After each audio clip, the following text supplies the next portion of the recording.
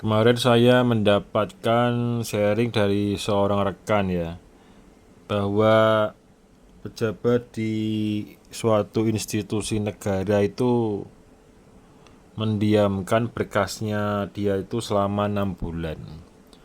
Ketika dicari selalu tidak ada di tempat dan berbagai macam alasan.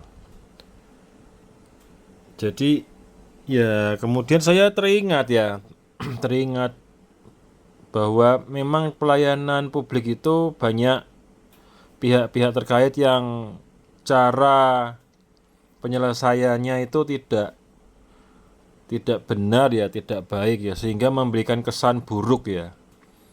Bukan hanya di instansi pemerintah tapi juga termasuk di instansi-instansi swasta. Ya, saya juga pernah mengalami, sudah menyampaikan berkas, sudah menyampaikan suatu persetujuan tetapi kemudian tidak ada kabar ya. Kita sebagai konsumen atau klien itu kan ya berusaha untuk mencari atau mendapatkan kepastian ya. Kita udah berusaha untuk chatting, berusaha untuk telepon, untuk menjalin suatu komunikasi. Ini bagaimana kepastiannya atau penyelesaiannya, tapi ya tetap diam saja.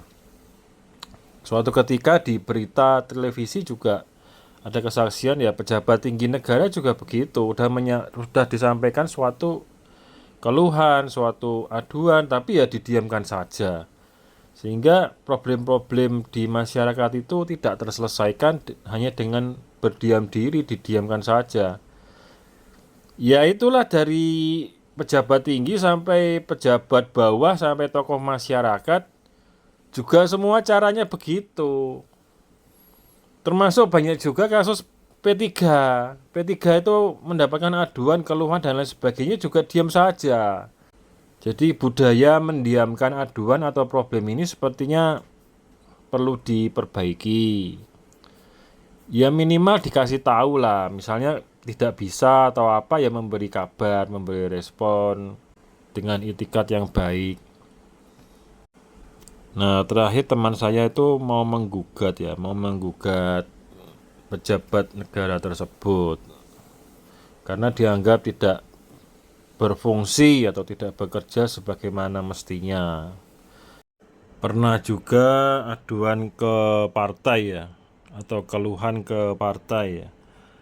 Ya, kita sebagai warga itu kan menyampaikan suatu permohonan adanya perbaikan atau adanya aduan problem publik ya.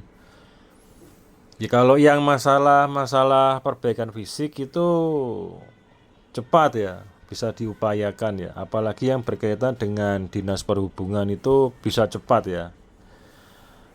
Maupun perbaikan fisik lainnya. Tapi ketika ada problem-problem administrasi, problem manajemen, problem hukum, itu sering tidak ada tanggapan atau bahkan tidak ada kabar apapun. Bahkan yang paling parah itu malah nomor handphonenya blokir tanpa ada kabar apa-apa, tanpa kita melakukan kesalahan apapun.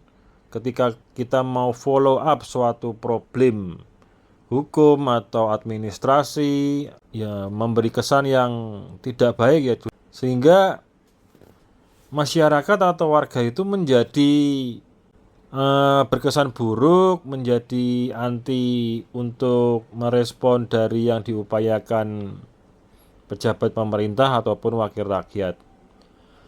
Bahkan pada tingkat DPR pun banyak keluhan-keluhan dan kejanggalan-kejanggalan yang disampaikan oleh rakyat. Apalagi yang di bawah-bawah ya. Kalau memang ada wakil rakyat yang sungguh-sungguh bekerja menyuarakan kepentingan rakyat, ya bisa mensupport dengan kemampuan masing-masing.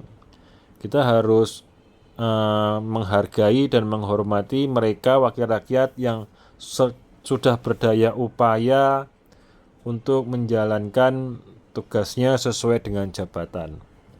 Namun ya bila ada hal-hal yang aduan yang tidak sanggup dikerjakan atau lain sebagainya, ya sebaiknya disampaikanlah dengan cara yang benar dan tepat sehingga tidak memberi kesan buruk, tidak merusak minat masyarakat untuk dekat dengan wakilnya, dengan wakil rakyat yang tentu saja dipilih oleh warga masyarakat pada masa pemilihan legislatif lah atau pilkada. Segala daya upaya yang sudah dibangun dengan niat yang baik ya jangan sampai rusak atau jangan sampai mudah dirusak oleh respon atau cara memberitahu ketidakbisaan atau ketidakmampuan dalam memproses aduan. Nah, itu loh yang perlu diperhatikan. Penanggung jawabnya ada Menteri ATR, ada Menteri PU, ada Bupati, ada Kepala Polisi.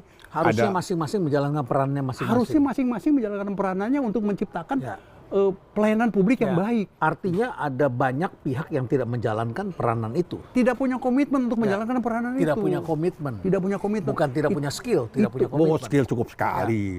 Nyatanya yang kerja sama saya, yang bersama-sama di kita di KPK juga orang-orang dari institusi yang saya sebutkan itu. Dan mereka skillnya luar biasa. Kompetensi.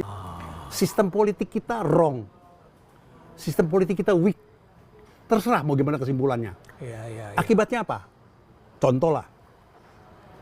Orang baik, Profesor Rena Kasali, Prof, Anda jadi anggota DPR no? Aduh, enggak deh. Fik, nyalon jadi gubernur, Fik, aduh, enggak deh. Karena kita tahu resiko yang dihadapi. Kenapa? Biang penyakit yang paling besar, sistem politik kita very high cost politik. Iya.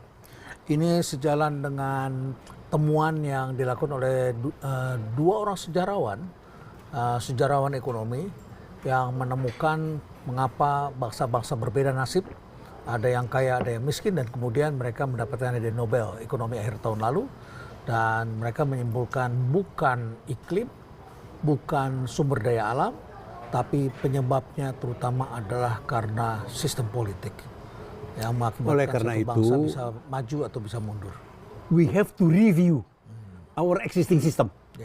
Every system, termasuk sistem politik, sistem bernegara, kita mesti berani mereview dong.